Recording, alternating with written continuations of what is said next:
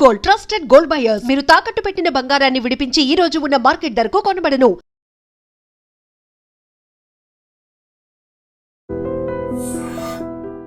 Hi hello నమస్తే, welcome to I dream media. నేను మీ శ్రావ్య. ఒక ప్రాపర్టీ సేల్ చేసిన తర్వాత మనకి ఒక సర్టెన్ అమౌంట్, ఒక లంసమ్ అమౌంట్ వస్తుంది. ఆ అమౌంట్ని మనం దేంట్లో ఇన్వెస్ట్ చేస్తే మళ్ళీ మనకి ప్రాఫిట్ వస్తుంది, వీటి గురించి మాట్లాడడానికి మనతో పాటు ఉన్నారు ఫైనాన్షియల్ ప్లానర్ మధు గారు. నమస్తే సార్. నమస్తే అండి. ఎలా ఉన్నారు? ఫైన్ ఫైన్ అండి. సో మనకి జనరల్గా జరిగేది టాపికే, అందరూ డిస్కషన్ జరుగుతూ ఉంటుంది ఇంట్లో. ఒక లంసమ్ అమౌంట్ వచ్చేస్తుంది, ఏదైనా ప్రాపర్టీ కానీ ఇంకేదైనా ల్యాండ్ కానీ అపార్ట్మెంట్ కానీ సేల్ చేసినప్పుడు ఒక లంసమ్ అమౌంట్ వస్తుంది. దాని నుంచి మళ్ళీ ఇన్వెస్ట్మెంట్ చేసుకొని మనకి మంచి అమౌంట్ మళ్ళీ రిటర్న్స్ రావాలి అనుకుంటే దేంట్లో ఇన్వెస్ట్ చేస్తే బెటర్ అంటారు? ఎస్, జనరల్గా చాలామంది ఏంటంటే నెల నెల ఇన్వెస్ట్మెంట్ అనేది అందరికి ఆప్షన్ తెలిసిపోయింది. అంటే మ్యూచువల్ ఫండ్లో, స్టాక్స్లో, అక్కడ ఇక్కడ రికరింగ్ డిపాజిట్ అని, పోస్టల్ డిపాజిట్స్ అని చాలా చేస్తున్నారు. సో లంప్స్ అమౌంట్ వచ్చినప్పుడు మ్యూచువల్ ఫండ్ సైడ్ ఇన్వెస్ట్మెంట్ చేయడానికి చాలామంది ఇబ్బంది పడతారు. అంటే మనం జనరల్గా మ్యూచువల్ ఫండే ఎందుకు మాట్లాడతాము, ఈ లంప్స్ అమౌంట్ని మనం మ్యూచువల్ ఫండ్లో పెట్టడానికి, బయట మళ్ళీ ప్రాపర్టీ తీసుకోవడానికి, లేదా ఇంకేదైనా వేరే బిజినెస్లో ఇన్వెస్ట్మెంట్ చేయడానికి కొన్ని తేడాలు అనేది తెలుసుకోవాలి. ఫస్ట్ ఆఫ్ ఆల్ మీరు లంసమ్ అవ్వనివ్వండి, మంత్లీ మోడ్లో మీరు ఇన్వెస్ట్మెంట్ అవ్వనివ్వండి. మనం ఏదైతే ఇన్వెస్ట్మెంట్ చేస్తున్నామో, దేనికోసం చేస్తున్నామో, మళ్ళీ ఎంత కాలానికి మీకు ఆ డబ్బు అనేది అవసరం ఉందనేది అర్థం చేసుకోవాలి. ఓకే, జనరల్గా ఇప్పుడు ఒక 20 లక్షల రూపాయలు మీ దగ్గర వచ్చింది, ప్రాపర్టీ అమ్మగానో లేకపోతే మీ పిఎఫ్ విత్డ్రా చేస్తూ వచ్చింది, ఏదైనా అదొక మీకు పెద్ద లంసమ్ అమౌంట్ వచ్చినప్పుడు, సో మీకు తెలిసిన ఆప్షన్లో మీరు కంపారిజన్ చేయండి. ఇప్పుడు మళ్ళీ మనం ప్రాపర్టీ కొన్నాం అనుకోండి, మళ్ళీ ప్రాపర్టీ కొంటే ఏమవుతుంది, మళ్ళీ ప్రాపర్టీ అమ్మేంత వరకు వెయిట్ చేయాలి. ఇప్పుడు ఆ ప్రాపర్టీ అనేది మీరు ఏ రేట్లో అమ్ముతారు అనేది ఒక క్లారిటీ అనేది మన దగ్గర లేదు. ఒకవేళ మీరు మంచి రేట్ వచ్చి పెరిగినా కూడా కొనే టైంలో ఎలాంటి వాళ్ళు ఉంటారు, అంటే మనకు బయర్ దొరుకుతాడా లేదనేది ఇంకొక పెద్ద ప్రాబ్లం. పోనీ దీన్ని తీసుకెళ్ళి ఎక్కడైనా సేఫ్టీ ఇన్వెస్ట్మెంట్ ఆప్షన్లో ఇన్వెస్ట్మెంట్ చేద్దాం అనుకుంటే బ్యాంక్లో ఎఫ్డీ చేయండి. ఎఫ్డీ చేసినప్పుడు ఏమవుతుంది, ఒక 6.57% ఇంట్రెస్ట్ వస్తుంది. ఆ ఇంట్రెస్ట్ మీ ఖర్చులకు అనుగుణంగా ఉండదు. ఇప్పుడు 2 సంవత్సరాలు 3 సంవత్సరాల తర్వాత మీ ఖర్చులు ఎప్పుడు పెరుగుతూ ఉంటున్నాయి కదా, పెరిగే ఖర్చుతో పాటుగా మీకు ఇన్ఫ్లేషన్ 6-7% పెరిగితే మీకు వచ్చే ఇంట్రెస్ట్ అనేది 6% ఉంటే అప్పుడు మీకు సరిపోదు కదా. అవును. అదే ఇప్పుడు ప్రాపర్టీలో పెడితేనేమో అమౌంట్ బ్లాక్ అవుతుంది, సెల్ చేయలేకపోతున్నాం. ఇంట్రెస్ట్ సేఫ్టీ ఇన్వెస్ట్మెంట్ ఆప్షన్ పోస్టల్లో కానీ ఎఫ్డీలో కానీ చేస్తే అది అక్కడ బ్లాక్ అయిపోతుంది, బ్లాక్ అవ్వట్లేదు సారీ, బట్ ఇన్ఫ్లేషన్ మించిన రిటర్న్ అనేది రావట్లేదు. అవును, పర్సెంటేజ్ అనేది తక్కువ ఉంటుంది. రైట్, ఇప్పుడు మీరు మ్యూచువల్ ఫండ్ గురించి డిస్కస్ చేయండి. ఇప్పుడు ఇదే అమౌంట్ మీరు ముందుగా ఇన్వెస్ట్మెంట్ చేసే కంటే ముందుగా దాని గురించి నేర్చుకోండి. అసలు లాస్ట్ ఒక 25-30 years back lump sum investment option కానీ మనం పెట్టుంటే, ఏ రోజు గూగుల్లో అద్భుతమైన క్యాలిక్యులేటర్ అవైలబుల్ ఉన్నాయి. అంటే పాస్ట్ పర్ఫార్మెన్స్ అంతా కూడా మీకు కనబడుతుంది, ఏ ఫండ్ ఎంత రిటర్న్ ఇచ్చింది, ఏ విధంగా ఎస్ఐపిలో రిటర్న్స్ వచ్చాయి, లంసమ్లో ఏ విధంగా రిటర్న్ వచ్చింది అనేది మొత్తం అవైలబుల్లో ఉంది. దాన్ని బట్టి మీరు ఒక అందాజకు రండి. సో అందరు మ్యూచువల్ ఫండ్ అనగానే కొంచెం భయపడతారు. ఈ మ్యూచువల్ ఫండ్ ఇప్పుడు మ్యూచువల్ ఫండ్స్ లో మనకి అంత రిటర్న్స్ వచ్చినా కూడా మనకి అంత సేఫ్ కాదు, ఎప్పుడన్నా రిస్క్ జరగచ్చు అని అంటారు. ఇక్కడ ప్రాపర్టీ కానీ ల్యాండ్ మీద కానీ మనం ఇన్వెస్ట్ చేస్తే మనం తీసుకున్నామంటే మనకు వచ్చేస్తుంది కదా అనేది ఉంటుంది. మీకు ఇక్కడ టాంజిబుల్ అసెట్ అంటారు దీన్ని. ఏంటంటే ల్యాండ్ అనేది మనకు కనబడుతుంది, మనం డైలీ చూసుకుంటున్నాం కాబట్టి అది మనకు రిస్క్ మన చేతిలో ఉంటుంది అని అంటారు. కానీ మీరు ఒకసారి రిస్క్ విషయంలో ఆలోచించుకుంటే, మీరు గోల్డ్ తీసుకున్న రేటు తగ్గుతుంది పెరుగుతుంది, ల్యాండ్ తీసుకున్న రేటు తగ్గుతుంది పెరుగుతుంది, మీరు ఇంకే ఏ బిజినెస్లో చేసినా లాస్ రావచ్చు లాభం రావచ్చు. మ్యూచువల్ ఫండ్ కూడా దానిలాగానే మీరు అనుకోవాలి. మ్యూచువల్ ఫండ్లో కూడా మీకు తగ్గుతుంది పెరుగుతుంది. ఇప్పుడు లాస్ట్ ఒక 25 ఇయర్స్ 30 ఇయర్స్ మనకు మార్కెట్ జరిగింది కదా, ఇందులో గల్ఫ్ వార్ అయింది, కార్గిల్ వార్ అయింది, అర్షమిత స్కామ్ అయింది, టెక్ బబుల్ అయింది, తర్వాత మీకు రీసెంట్గా కోవిడ్ వచ్చింది. ఇలా డిఫరెంట్ ఇష్యూస్కి మార్కెట్ కరెక్షన్ అయింది. ఆ కరెక్షన్ అయినప్పుడు మ్యాక్సిమం హైయెస్ట్ ఒక 30% 40% దాకా కూడా కరెక్షన్ అయిన సందర్భాలు అంటే ఉన్నాయి. మ్యూచువల్ ఫండ్లో ఇన్వెస్ట్మెంట్ ఎప్పుడైతే మీరు చేస్తున్నారో టైం తీసుకోండి. ఫస్ట్ ఎంత టైం కావాలి మనకు, ఇప్పుడు మనం ప్రాపర్టీ కొని వెంటనే 6 నెలలకు అమ్ముతాము, గోల్డ్ తీసుకొని మళ్ళీ 3 నెలలకు అమ్ముతామా, మనం అందులో కొంత రోజులు వెయిట్ చేస్తాం. ఎందుకు, మనకి ఇప్పుడు అవసరం లేని దాన్నే ప్రాపర్టీ కొంటాం. కానీ మ్యూచువల్ ఫండ్ అలా చేయం మనం. ఎందుకంటే అవసరం ఉన్నా లేకున్నా వీళ్ళు ఇన్వెస్ట్మెంట్ చేస్తారు, 3 నెలలు 6 నెలలు చూస్తే అది అప్స్ అండ్ డౌన్స్లో ఉంటుంది కాబట్టి భయపడతారు. ఇప్పుడు మీరు లంసమ్ ఆఫ్ ద అమౌంట్ని ఒక దగ్గర వేసినప్పుడు ఒకవేళ మార్కెట్లో ర్యాలీ వచ్చిందని అంటే అది మీకు 2 సంవత్సరాలు 3 సంవత్సరాలు కూడా డబుల్గా ఏర్పడుతుంది, బట్ అది ప్రాపర్ కాదు. అలాగా 2-3 సంవత్సరాల్లో మీకు 30% మైనస్ కూడా అవుతుంది. మీరు పెట్టిన 50,00,000 గానీ, 40,00,000లో గానీ ఒక 30% పడ్డదే అనుకుందాం. మీరు పెట్టిన రోజే పడింది అనుకుందాం. ప్రీవియస్ హిస్టరీ చూడండి. ఒకవేళ ఇట్లా పడ్డప్పుడు ఇంతకుముందు సందర్భాల్లో ఎన్ని సార్లు పడ్డది, మళ్ళీ రికవర్ అవ్వడానికి ఎన్ని రోజులు పట్టింది. మీరు ప్రతిసారి చూడండి. మాక్సిమం 6 మంత్స్ నుంచి 1 ఇయర్, 1 ½ ఇయర్ వరకు వెయిట్ చేస్తే ఎంతైతే డ్రాప్ అయిందో అంతకు డబుల్‌గా పికప్ అయింది. ఎంత డ్రాప్ అయితే అంత డబుల్‌గా పికప్ అయింది. మనకిక్కడ కావాల్సింది టైం. మీరు దానికి టైం ఇచ్చారనుకోండి అది మళ్ళీ పైకి లేస్తుంది. కానీ ఇదొక్కటే మీరు ఆలోచించకండి. ఇక మ్యూచువల్ ఫండ్‌లో పెట్టడం వల్ల మీకు అదర్ బెనిఫిట్స్ ఏమున్నాయి. ఒకటి మీరు ఎఫ్‌డితోని పోల్చుకుంటే 12-15% రిటర్న్ జనరేట్ చేస్తుంది. ఒక మంచి కన్సాలిడేటెడ్‌గా డైవర్సిఫైడ్ ఇన్వెస్ట్‌మెంట్ చేసుకున్నారంటే ఒక 15%, 14% అని కామన్‌గా వస్తుంది. అంటే కంపేర్ టు మీరు ఏదైతే సేఫ్టీ అనుకున్నారో దానికంటే డబుల్ ప్రాఫిట్ అనేది మీరు ఇక్కడ ఎర్న్ చేస్తున్నారు. అండ్ మోర్ ఓవర్ ఇక్కడ లిక్విడిటీ అనేది పెద్ద పవర్. అంటే మీరు ఒకవేళ 10%, 20% కరెక్షన్ అయినా ఇప్పుడు మీరు రూ. 1,00,00,000 పెట్టిన తర్వాత 20% కరెక్షన్ అయిపోతే 80,00,000 అయిందనుకుందాం. ఈవెన్ దట్ 80,00,000 అయినప్పుడు మీకు అందులో 40,00,000 వరకు లోన్ వస్తది. అంటే మీకు ఏదైనా ఎమర్జెన్సీ వస్తే లోన్‌కి అవైలబుల్ ఉంది. నాకు ఓన్లీ 10,00,000, 20,00,000 అవసరం ఉందంటే పార్షియల్ విత్‌డ్రాల్ చేయొచ్చు.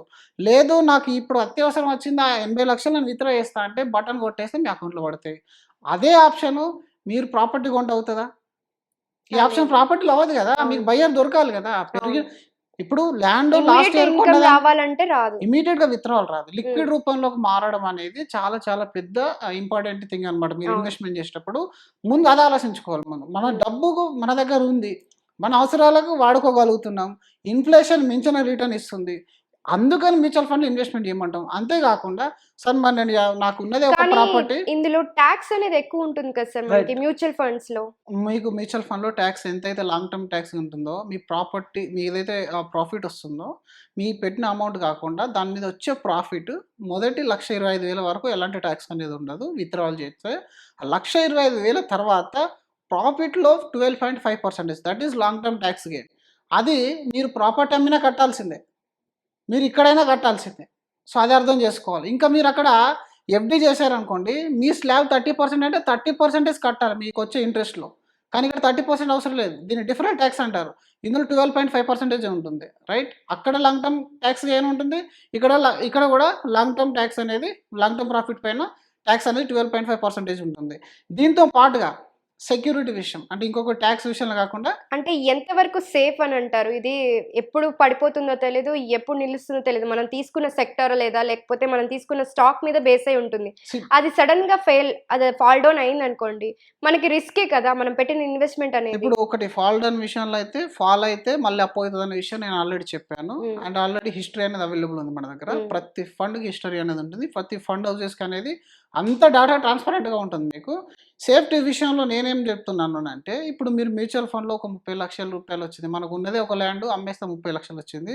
ఇప్పుడు 30,00,000 తీసుకెళ్ళి నేను ఇందులో పెడితే నాకు సెక్యూరిటీ ఎవరు? సేఫ్టీ ఎవరు? అని మనం అనుకుంటే ఇప్పుడు ఇదే రూ. 30,00,000 మీరు ఏదైనా ఫండ్ హౌస్‌లో ఇన్వెస్ట్‌మెంట్ చేశారనుకోండి. ఆ ఫండ్ హౌస్ ఏదైనా ఒక కంపెనీ స్టాక్స్ కొంటుందా? లేదు. కొనట్లేదు కదా! మల్టిపుల్ స్టాక్స్‌ని కొని హోల్డ్ చేస్తారు.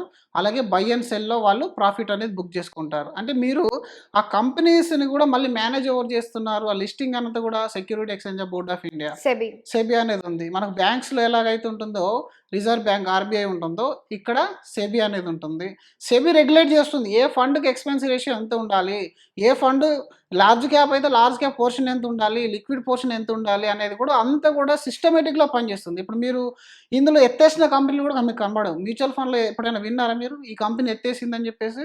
ఎందుకనంటే ఇదొక ఓనర్‌షిప్. సెబీ రెగ్యులేషన్స్ ఇది ఉంటాయి సెబీ కాబట్టి. రెగ్యులేషన్స్ ఉంటాయి. ఇదొక ఓనర్‌షిప్. చాలా మంది ఇష్టం ఉన్న డిసిజన్ తీసుకోవడానికి ఉండదు. ఓకే. దీనికి ఒక టెక్నికల్‌గా రీసెర్చ్ టీమ్ అనేది ఉంటుంది. ఫండమెంటల్‌గా అనలైజ్ చేస్తారు. మళ్ళీ అందులో నేను ఒక్కని ఫండ్ మేనేజర్ ఉన్నాను. నా ఇష్టం అనుసారంగా నేను స్టాక్స్ కొంటాను అంటే ఉండదు. దానికి రకానికి ఒక ప్రాసెస్ ఫాలో అవుతుంది. Well okay. రెగ్యులేటెడ్ 24/7 వాళ్ళ వర్క్ అనేది అదే ఉంటుంది. అంటే ఇది సిప్‌కి మాత్రమే ఉంటుందంటారా? లేకపోతే లంసమ్ అమౌంట్ వాళ్ళకి కూడా ఎనీ అమౌంట్ మీరు ఫండ్ హౌస్‌లో పెట్టే లంప్స్ అమౌంట్‌కి గానీ, ఎస్ఐపికి గానీ దేనికైనా కూడా వెళ్ళేది ఫండ్ మేనేజర్ దగ్గరికే. అవును. మీరు సెప్ పెట్టారా, లంప్‌సమ్ పెట్టారా దే డోంట్ కేర్. మీరు ఆ ఫండ్ హౌస్‌లో స్మాల్ క్యాప్‌లో పెట్టారు ఫర్ ఎగ్జాంపుల్.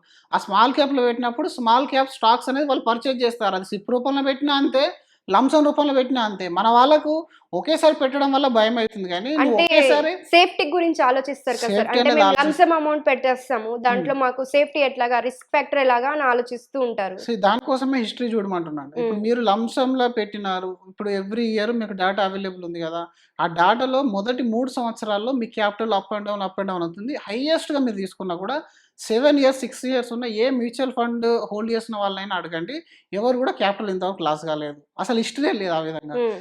అదొకటి మీకు మీ దగ్గర ఉంది అవైలబుల్, మీకు కావాల్సిన అడగవచ్చు. ఒకవేళ ఎవరు మీకు తెలిసిన వాళ్ళు లేకపోతే ఏ ఫండ్ హౌస్కి వెళ్ళినా కూడా సిప్ హిస్టరీ అని వస్తుంది. మంత్ ఆన్ మంత్ ఎంత తగ్గింది, ఎంత పెరిగింది, ఎన్ఏవి మొత్తం డీటెయిల్స్ అన్నీ ఉంటాయి. ఆ డీటెయిల్స్ అన్ని చూసుకోండి. ఆ డీటెయిల్స్ అన్ని చూసుకున్న తర్వాత మీకు కాన్ఫిడెన్స్ వస్తుంది కదా. అప్పుడు ఒకటి మీరు పెట్టేది ఏ ఒక్క కంపెనీ చేతిలో పెట్టట్లేదు, ఏ ఒక్క పర్సన్ తన ఇష్టానికి అనుసారంగా వాడడానికి లేదు. అలాగే రెగ్యులేటెడ్ బై సెబీ, ఇక్కడ సెబీ అనేది రెగ్యులేట్ చేస్తుంది. అండ్ మీకు ఎనీ టైం మీకు ఇలా ఒక ల్యాండ్ కొంటే దాని యొక్క కాస్ట్ నేను అమ్మాలనుకుంటే మీ పక్కన వాళ్ళు ఎదురు వాళ్ళు మీరు అమ్ముతేనే ఆ ల్యాండ్ కాస్ట్ ఎంత పోతుందని మీకు తెలుస్తుంది. కానీ మ్యూచువల్ ఫండ్ అలా ఉందా? మీకు సింగిల్ క్లిక్ చేసేస్తే మీకు వైలేషన్ తెలుస్తుంది. ఇంకొక పెద్ద సేఫ్టీ ఏంటంటే కొన్ని ఫండ్ హౌజెస్ నేను లంసమ్ యాక్సెప్ట్ చేయనని ముందే చెప్తున్నారు. వాళ్ళు ఓన్లీ ఎస్ఐపి తీసుకుంటారు. అంటే ఈ రోజుల్లో ఏ ఫండ్ హౌస్ మీకు అట్లా చెప్తారు చెప్పండి? అంటే బయట ఏ బిజినెస్ అలా చెప్తుంది, నాకు డబ్బు వద్దు, నాకు సరిపోయిందని చెప్పేది ఎవరైనా? చెప్పట్లేదు. మ్యూచువల్ ఫండ్ లో అది సేఫ్టీ ఆఫ్ ఇన్వెస్టర్. ఎప్పుడైనా కదా సెబీ తీసుకునే డిసిజన్స్ అన్ని కూడా ఇన్వెస్టర్ కి ఫేవరబుల్ గా వాళ్ళ ఇంట్రెస్ట్ వాళ్ళని క్యారీ ఫార్వర్డ్ చేసే విధంగా ఉంటాయి. కాబట్టి మీరు భయపడాల్సిన అవసరం లేదు. హిస్టరీ చూసుకొని, లేదంటే ఎక్స్పర్ట్తో కూర్చుంటే మీకు మొత్తం చెప్పేస్తాడు. అప్పుడు మీరు డిసైడ్ కాండి. మీరు 5,000 పెట్టినా సేమ్ రిస్క్ క్యారీ చేస్తారు, 5 లక్షలు పెట్టినా 50 లక్షలు పెట్టినా సేమ్ రిస్క్ క్యారీ చేస్తారు. సింపుల్. లాంగ్ టర్మ్కి ఎలాంటి రిస్క్ అనేది లేదు. 6 మంత్స్ 1 ఇయర్ అయితే మ్యూచువల్ ఫండ్ సైడే రావద్దు. మీరు 1 ఇయర్ 2 ఇయర్ ఉంది అని అంటే కొన్ని ఫండ్స్ ఉన్నాయి, లిక్విడ్ ఫండ్స్, అది డిఫరెంట్ కేసు. మళ్ళీ అది 7% ఇస్తుంది, FD 7% ఇస్తుంది. అక్కడితో పోలిస్తే ట్యాక్స్ తక్కువ. కాబట్టి మీరు ఒకవేళ ఆ విధంగా అనుకుంటే 1 డే ఇన్వెస్ట్మెంట్ చేయాలన్నా మ్యూచువల్ ఫండ్స్ ఉన్నాయి, 6 మంత్స్ చేయాలన్నా ఇన్వెస్ట్మెంట్స్ ఉన్నాయి. దానికి అనుగుణంగా పెట్టాలి. ప్రాబ్లం ఏడొస్తా అంటే ఇప్పుడు మీరు ఎవరు గైడెన్స్ లేకుండా టిప్స్తో పెట్టారనుకోండి. ఇప్పుడు ఎవడో ఒక రీల్ పంపించాడు, రకరకాలుగా డిజిటల్గా ఆడు ఎన్నో రకాలు క్రియేట్ చేసేసి ఇందులో ఈ ఫండ్ బాగా ఇచ్చింది, ఆ ఫండ్ బాగా ఇచ్చింది అని చెప్పేసి మీరు ఎగ్జైట్ అయిపోయి ఒకదానిలో పెట్టేసారు. వీడియోస్ ఎక్కువైపోయి అంటే వాళ్ళ దగ్గర వాళ్ళ ఆ ప్రాపర్టీ లేకపోయినా మేము మ్యూచువల్ ఫండ్స్ త్రూ ఈ ప్రాపర్టీ అది చాలా మంది చేస్తారు. ఇంకొకటి ఏంటంటే ఇన్ఫ్లుయెన్సర్ కి ఒక అడ్వైజర్ కి తేడా మీరు తెలుసుకోవాలి. ఇన్ఫ్లుయెన్సర్ దగ్గర అసలు ఒక 100 మంది వెల్త్ క్రియేట్ చేసిన వాళ్ళు ఉంటారా? లేరు కదా. వాడు అసలు రిజిస్టర్డా? లేరు. కాదు కదా. వాడేదో గూగుల్లో వెతికాడు, నాలెడ్జ్ సంపాదించాడు, ఒక వీడియో క్రియేట్ చేస్తాడు. యాక్చువల్గా దాన్ని మీరు ఏం చేయాలి, ఇన్ఫర్మేషన్ గ్యాదరింగ్ కోసం మాత్రమే. మళ్ళీ మీరు టెస్ట్ చేయొద్దు దాన్ని. మీ సొంత డబ్బులు పెట్టి టెస్ట్ చేసుకున్నారు అనుకోండి, అక్కడ చూపించిన దానికి రివర్స్ అయిపోతుంది. కాబట్టి అప్పుడు మీరు ఇబ్బందులు పడతారు. కానీ ఇప్పుడు ఏ అవసరానికి, ఎంత టైంకి నేను ఎంత ఎక్స్పెక్ట్ చేస్తున్నాను అనేది మీరు కూర్చొని డిసైడ్ చేసుకుంటే ప్రతి దానికి సొల్యూషన్ ఉంటుంది. మీరు 1 డే చేస్తారా, 10 ఇయర్స్ చేస్తారా, 20 ఇయర్స్ చేస్తారా, మీకు మంత్లీ ఇన్కమ్ కావాలా, లేదా ఓన్లీ క్యాపిటల్ అప్రిషియేషన్ కావాలా, దీనికి అనుగుణంగా మీరు పెడితే లంసమ్ మీరు ఒక కోటి రూపాయలు కాదండి, అసలు నెలకు 10 లక్షల రూపాయలు, 20 లక్షలు ఎస్ఐపి చేసే వాళ్ళు ఎంతోమంది ఉన్నారు. హైయెస్ట్ ఎస్ఐపి 1 crore చేసే వాళ్ళు 50 lakhs చేసే వాళ్ళు కూడా ఉన్నారు. అని నేను నమ్ముతారు. ఎస్ఐపి పర్ మంత్ చేస్తారు business mans. Per month 25 lakhs 30 lakhs చేసే వాళ్ళు ఉన్నారు. ఎస్, మనకు 25 lakhs ప్రాపర్టీ అమ్మితే అది నీకు పెద్ద కావచ్చు, కానీ ఇండస్ట్రీ ఇది చాలా పెద్దది. ఇండస్ట్రీ గురించి తెలియక భయాలు అవుతాయి. కానీ తెలుసుకోండి, ఎంత అమౌంట్ అని కాదు, తెలుసుకోండి. ముందు తెలుసుకున్న తర్వాత మీకు భయాలు అన్నీ పోతాయి, మీరు కంఫర్ట్ ఉంటారు, మీ దగ్గర లిక్విడిటీ ఉంటుంది. ఏ అవసరానికైనా మీరు ట్యాక్స్ అనేది తక్కువ ఉంటుంది. అండ్ అలాగే మీరు ఇన్ఫ్లేషన్ బీట్ చేసే రిటర్న్ అనేది ఇక్కడ మీరు తీసుకుంటారు. దానికి ఉదాహరణలు కూడా ఉన్నాయి. ఎవ్రీడే అనేది కూడా మీరు చెక్ చేయొచ్చు. లాస్ట్ 40 సంవత్సరాల నుంచి 30 సంవత్సరాల నుంచి ఫండ్ పర్ఫార్మెన్స్ అంతా మీకు కళ్ళ ముందట ఉండగా మళ్ళీ లేని పని భయాలు పెట్టుకోవాల్సిన అవసరం అనేది లేదు. It's a proven concept.